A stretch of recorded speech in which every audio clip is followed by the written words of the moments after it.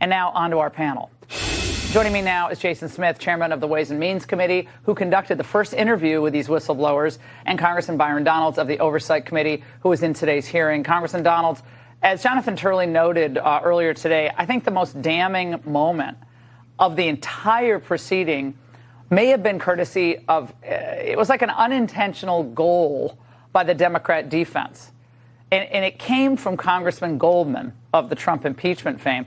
Joe Biden has repeatedly denied, and it's completely not credible, that he never discussed his son's business dealings with him. But watch this exchange. Hunter told his dad, according to Rob Walker, quote, "I may be trying to start a company or try to do something with these guys." That doesn't sound much like Joe Biden was involved in whatever Hunter Biden was doing with the CEFC. But it does show that he told his father he was trying to do business. Oh, Congressman Donalds. So the pompous Goldman just dragged the president of the United States into this. That was sworn testimony by the whistleblower, now on the record. Listen, I totally agree with you. That did occur, and it was multiple instances in this hearing. One of the things that came out is that the famous WhatsApp message that everybody talks about now, where Hunter's sitting next to his dad and he wants more money and you better give it to us or we're going to remember and we're going to stop everything you're doing. That text message, the investigators at the IRS wanted to get location data to actually show that Hunter Biden was where we all believe he was, which was at the Rehoboth Beach House with Joe Biden. The AUSA did not allow them to get the location data. This is simple investigative stuff. And Laura, look, I'm not an attorney. I'm a finance guy. But this is simple common sense. If you're trying to track down the flow of money and really see how deep your investigation goes, you simply get the location data. The DOJ stopped the investigators from doing that. And so there's more information that came out of this hearing that not only did Joe Biden know what was going on, but that Joe Biden in part was benefiting from what was going on. And Congressman Smith, look, at one point, I think it was Goldman said, well, yeah, he might have been there, but there's no sense that he was involved in the business. Like he might have been sitting next to him. But I mean, it was so pathetic. And they didn't even really, I don't think, try because they couldn't to really impeach the witnesses at all. But there was another key moment from this hearing that really struck us at the angle. Watch. And the transition team is a political operation set up to help the president-elect vet cabinet employees, work on inauguration. Do they have any special investigative powers I don't know about? Not that I would know of. In your entire history and working in history with the IRS, you ever worked with a transition team of a president to help set up an interview with a subject of a criminal investigation? I have not. Did you ever get to interview Hunter Biden? We did not. Congressman Smith, why is the transition team, the political team of the president, involved in, trying to prevent what was obviously the normal course of this investigation? They shouldn't be. You look at the numerous examples that both of these whistleblowers laid out. They gave countless examples where the Department of Justice, Biden's Department of Justice, delayed a lot of the investigations. They divulged a lot of information, like to the transition team, to Hunter Biden's lawyers, before they were going to issue a search warrant in the Northern Virginia storage unit. And then there's numerous examples where they denied prosecution. What's interesting, these people always tried to bring up is the fact that, the tax years of 2014, 2015, 2016 is when Joe Biden was vice president. And they're like, well, why wasn't there charges brought by Trump? They were still gathering the information, but the statute of limitations ran under President Biden for the tax years of 2014 and 15, which were some of the most horrendous crimes, according to the investigators. Yeah, the Chinese bank was sending millions, the energy bank was sending millions of dollars.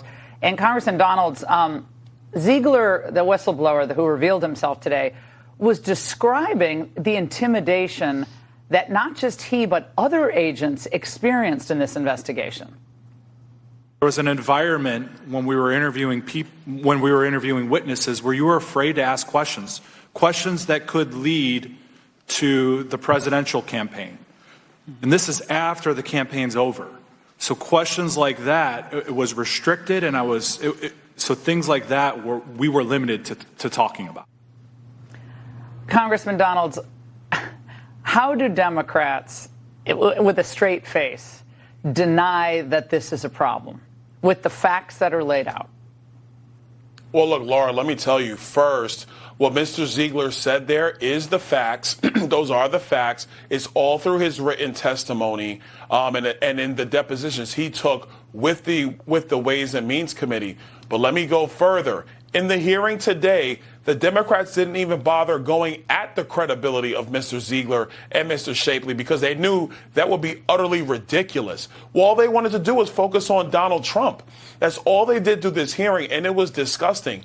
No talk about the money that Hunter Biden, Jim Biden, and Joe Biden were taking from foreign countries. They didn't acknowledge the fact that there was a international pay-for-play scheme that was going on with the Biden family. They only want to focus on Donald Trump. And I think it's also indicative of what's going on with Jack Smith and Merrick Garland right now, that it's just funny that these two whistleblowers come forward today and all of a sudden there's a new indictment with Donald Trump going on. There are serious problems at the Department of Justice, and it's going to take House Republicans to get to the bottom of it.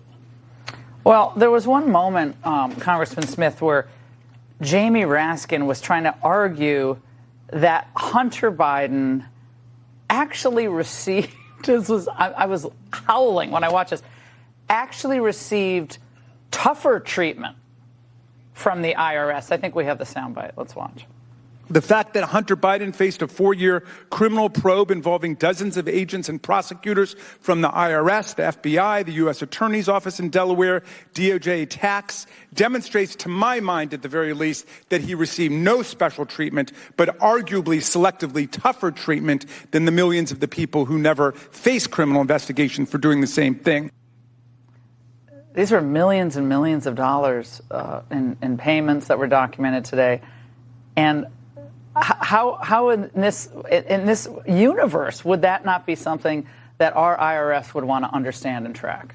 If any normal American without the last name Biden had beaten the government out of more than $1 million in taxes that they owed, they would serve jail time. And in fact, Mr. Shapley, during the hearing today, highlighted Exhibit 2 that he provided to the Ways and Means Committee, which was an exhibit of what they should bring charges against Hunter Biden. And it outlined several felonies, several misdemeanors, all the way from tax years 2014 to 2019. So all the charges that should have been brought. All the charges. And even Leslie Wolf, the assistant prosecutor, was lined that she agreed with these charges. But guess what? He wasn't charged with one felony. His plea agreement is 2 misdemeanors where he slapped on the wrist, won't be serving jail time, but an average American would be serving jail time. But it's unfortunate this administration is truly treating the wealthy and those politically connected to Biden much differently than the average American. Somebody stepped in here.